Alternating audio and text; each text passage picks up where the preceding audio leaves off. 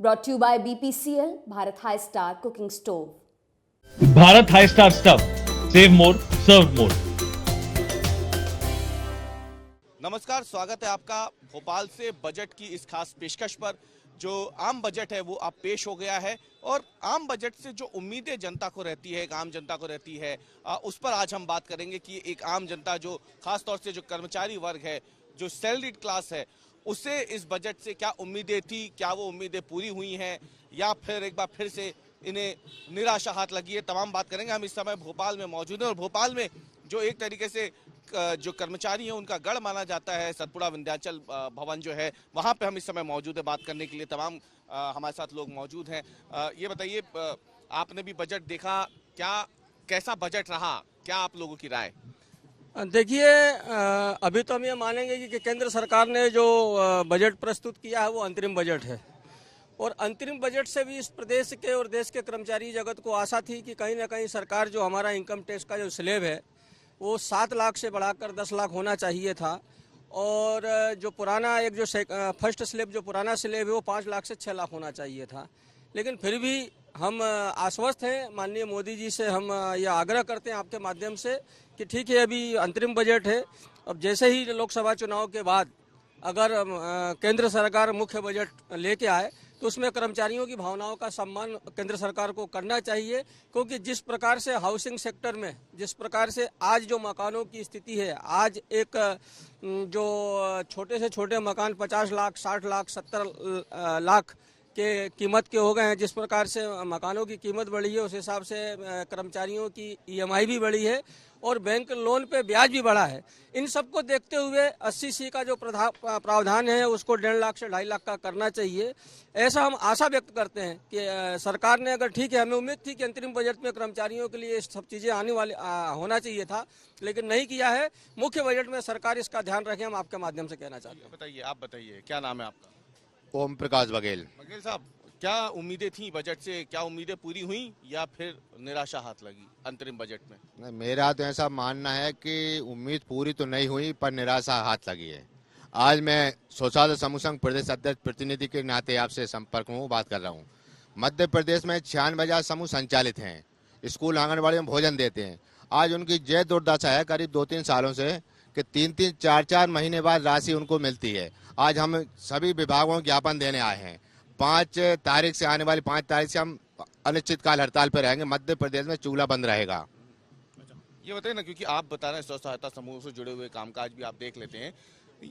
3 करोड़ लखपति दीदी बनाने की बात भी हुई है अंतरिम बजट में, क्या इससे कोई फर्क पड़ सकता है? नहीं, कोई फर्क नहीं पड़ेगा। देखो, अभी तो अगले उसमें जो लाडली बहना थी 1 लाख 1.5 लाख वो हटाई गई हैं, 1 लाख 1.5 लाख हटाई गई हैं। और अभी भी हमारी महिला बाल विकास से सभी विभागों से जानकारी ली जा रही, समूहों के अध्यक्ष सचिव एवं रसोईया कितनी लाडली बहनों में जुड़ी हैं। हमें कहीं ऐसा आशंका है कि इनको कहीं 1,000 रुपये से अछूते न रह जाएं। अच्छा, ये और आप लोग बताइए, आप लोग भी बताइए, बड़े आप लोग के दफ्तर भी शुरू होने वाला होगा, लेकिन किस तरीके से इस अंतरिम बजट को लेकर के आप लोगों के अंदर उत्सुकता थी? अभी तो अंतरिम बजट है, तो हम पूरी उम्मीद करते हैं कि जब पूर्णकालीन बजट आएगा जुलाई में, तब केंद्र सरकार जरूर जो निम्न आय और मध्यम वर्ग आय वाले कर्मचारी, चाहे वो कर्मचारी हो या किसी भी वर्ग के हो, उनके हितों का ध्यान रखेगी और कुछ जो 80C में और जो स्टैंडर्ड डिडक्शन है बाकी में कुछ रिलीफ देगी। क्या आपको लग रहा है सर कि ये मध्यम वर्ग जो वर्ग होता है, कि सरकार की टू डू लिस्ट में कहीं आता भी है या नहीं? अभी तक तो ऐसा प्रतीत हो रहा है कि सरकार की लिस्ट में ये आ ही नहीं रहा है मध्यम वर्ग, खासकर कर्मचारी वर्ग तो बिल्कुल नहीं आ रहा है। हर साल हमें निराशा मिलती है इस बजट से, सरकार के बजट से। इस बार भी हमें बड़ी उम्मीद थी कि कुछ ना कुछ होगा कर्मचारियों के लिए, लेकिन कुछ भी नहीं हुआ। टैक्स स्लैब में कोई बदलाव? कोई बदलाव नहीं हुआ है। बदलाव होना चाहिए था, हम लोगों को छूट मिलना चाहिए, क्योंकि हम लोग इतना टैक्स भर रहे हैं जिसका जवाब नहीं। बदले में कुछ मिल पा रहा है? योजनाओं का कोई लाभ? कोई लाभ नहीं, कर्मचारियों को कोई लाभ नहीं मिल रहा है। यहाँ तक कि न पदोन्नति हो रही है, न प्रमोशन हो रहा है, कुछ नहीं हो रहा है। तो हम उम्मीद करते हैं कि सरकार इस बात पे ध्यान दे। एक बड़ा मुद्दा आप लोगों के बीच में रहा है पिछले कुछ समय से, ओपीएस का, जिसको लेकर के आप लोग भी लगातार मांग भी सामने रख रहे थे।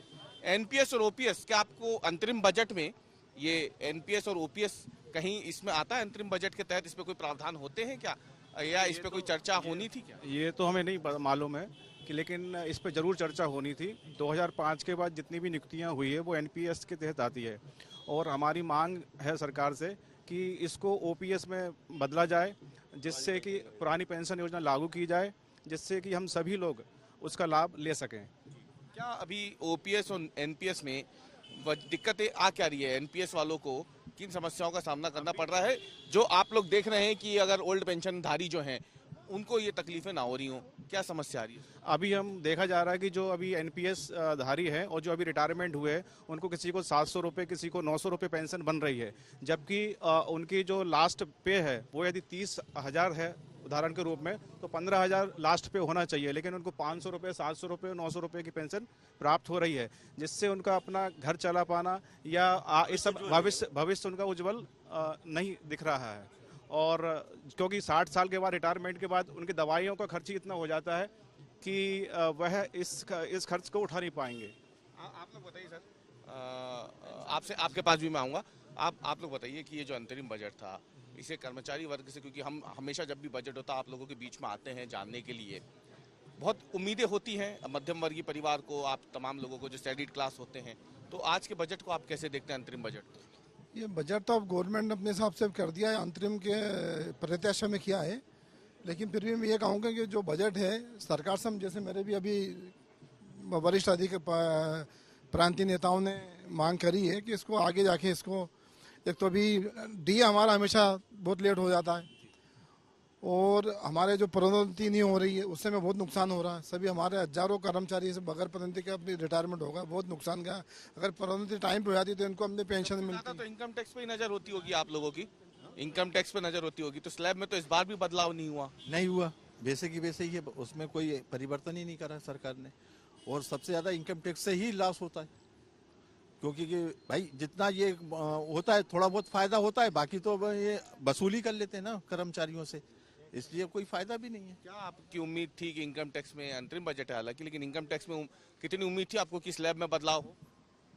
हाँ, थोड़ा तो सोचा था कि इसमें कुछ ना कुछ तो बदलाव करेगी सरकार, लेकिन नहीं करा है, वहीं की वहीं रखा है, तो ये भी एक सोचने वाला विषय है। आप लोग बताइए सर, आप कुछ कहना चाहेंगे टैक्स स्लैब को लेकर के? अभी 5 लाख बढ़ानी चाहिए सीमा, 5 लाख तो अभी है ही, 7 लाख भी है न्यू रिजीम के। लेकिन जो उसमें कटता है 1.5 से ज्यादा नहीं कर सकते ना, जो 1.5 की जगह है उसको 5 लाख करना चाहिए। हाँ, सीसी में, हाँ उसको 5 लाख करना चाहिए। हाँ, क्या फायदा होगा उससे? अरे बहुत सबको फायदा, सभी कर्मचारियों को फायदा होगा। आज 1.5 लाख सीमा में 4th क्लास वाले भी आ रहे हैं बेचारे। हाँ हाँ, इसमें छूट देनी चाहिए कम से कम 5 लाख से। ये जो नए सैलरी वो जो आते हैं, जो अलग अलग, वो आपको लगता है उससे कि टैक्स जो है वो और ज्यादा बढ़ता जा रहा है आम आदमी का, मध्यम वर्ग का? बिल्कुल नुकसान तो है ही, बढ़ता ही। हाँ जी, जैसे बात 80C की है, अभी 80C का जो है उसमें 1.5 लाख रुपए है सरकार का। मैंने जैसे पहले भी कहा कि आज एक 1 BHK का फ्लैट अगर आप कहीं लेने जाओ तो 25 लाख 30 लाख का होता है। भोपाल शहर की बात कर रहा हूँ, बाकी दिल्ली मुंबई जो मेट्रोपॉलिटन सिटी जो वहाँ की तो बात ही अलग है, मैं भोपाल की बात कर रहा हूँ। तो आज अगर कोई कर्मचारी 25 लाख अगर लोन लेता है तो 25 लाख में साल भर में उसको करीब 2.5 लाख से ऊपर उसका ब्याज कटता है। तो अगर 1.5 लाख जो 80C के तहत जीत दिया है तो इससे हाउस लोन लेने के बावजूद भी कर्मचारी इस दायरे से बाहर नहीं आ पा रहा है। तो मुझे ऐसा लगता है कि सरकार को 80C की सीमा भी बढ़ाना चाहिए, 7.5 लाख से उसका इनकम टैक्स की सीमा को 10 लाख करना चाहिए, और जो पुराना स्लेब है उस स्लेब को भी 5 लाख से 6 लाख करना चाहिए। आने वाला जो महंगाई बढ़ रही है, जिस प्रकार से आपका हाउसिंग सेक्टर में महंगाई बढ़ी है, और इस देश की इकोनॉमी में हाउसिंग सेक्टर का भी एक बड़ा रोल है, और जहाँ भी हाउसिंग सेक्टर में मैं मानता हूँ कि जब भी कोई, हाँ घर तो किसी को चाहिए ही, और हर कॉलोनी में आप जाइए तो 100 में से 60 कर्मचारी जगत से उस कॉलोनी में लोग पाए जाते हैं, चाहे वो सेंट्रल के कर्मचारी हों, चाहे वो असंगठित क्षेत्र के कर्मचारी, चाहे वो स्टेट के कर्मचारी हों, कहीं पे भी है, इनका एक बड़ा वर्ग होता है हाउसिंग सेक्टर में खरीदी करने का। तो मैं सरकार से आशा करता हूँ कि सरकार जो मुख्य बजट आए इसमें जरूर हम लोगों की पीड़ा को देखे, और हमारी पीड़ा को देखते हुए 80C की सीमा भी बढ़ाई जाए, और 7.5 लाख से 10 लाख इनकम टैक्स का वो भी बढ़ाई जाए। के लिए कोई योजना लाई जाए, मतलब कुल मिला के कहना चाहते हैं क्या कि मध्यम वर्ग के लिए भी कोई योजना? मूलभूत जो सुविधाएं होनी चाहिए ना गवर्नमेंट की, जैसे हाउसिंग वो है, और उपभोक्ता के लिए वो ये सब चीजें लाना चाहिए। लाते तो हैं ही, लेकिन आते हैं, लेकिन वो उस टाइप की नहीं आती है जिससे फायदा लिया आप लोग या सैलरी क्लास जो मध्यम वर्ग में आते हैं वो किसी उसमें नहीं आते, योजना में नहीं आ पाते। कोई योजना में नहीं आती है। उसका फायदा ही नहीं मिलता ना। मध्यम वर्ग के लिए तो कहीं है ही नहीं योजना में फायदा। या तो उनका सीधा कहना है कि या तो हम गरीब को देंगे या अमीर को देंगे, मध्यम वर्ग को तो कहने के हम बीच में रखेंगे। हम उसका कहीं सोचते नहीं है। आज तक देख लीजिए कहीं किसी सरकार ने सोचा ही नहीं है। तो सबसे ज्यादा लाभ मध्यम वर्ग को ही हो रहा है। भाई गरीबी में तो आप गरीबी रेखा वालों को कहते हो कि हम अनाज दे रहे हैं, ये दे रहे हैं, वो दे रहे हैं, दुनिया भर की सुविधाएं देते हो। हमारे कर्मचारी भाइयों को कुछ भी नहीं मिलता है। भाई आज जो ने आयुष्मान कार्ड निकाला है उसमें भी हमारे को कोई सुविधा नहीं है। कोई नहीं, सही में हम लोग को नहीं मिला आयुष्मान कार्ड में। और जो सर आयुष्मान कार्ड निकाला गवर्नमेंट ने तो 5 लाख की सीमा, उसमें हम लोग को नहीं है, सिर्फ गरीबों को है। हाँ, पूरा देते हैं गवर्नमेंट सर्विस में आने से सभी योजनाओं का लाभ हट जाता है। कोई यानी मतलब वो सीमा में ही नहीं आते गवर्नमेंट। आपका कहना है कि मध्यम वर्ग से सरकार लेती तो बहुत है टैक्स के रूप में, वापस नहीं देती है, ऐसा कुछ है क्या? हाँ, ऐसा ही है। अभी देखो मुझे अब 50,000 सैलरी मिल रही तो मैं 80,000 रुपए पर ईयर का टैक्स पेड कर रहा हूँ। जैसे देखिए कि इनकम टैक्स जो हिंदुस्तान का व्यक्ति देता है उसमें 90% कर्मचारी जगत जो होता है वो 90% टैक्सेशन कर्मचारी जगत का मध्य गवर्नमेंट ऑफ इंडिया को उसमें जाता है।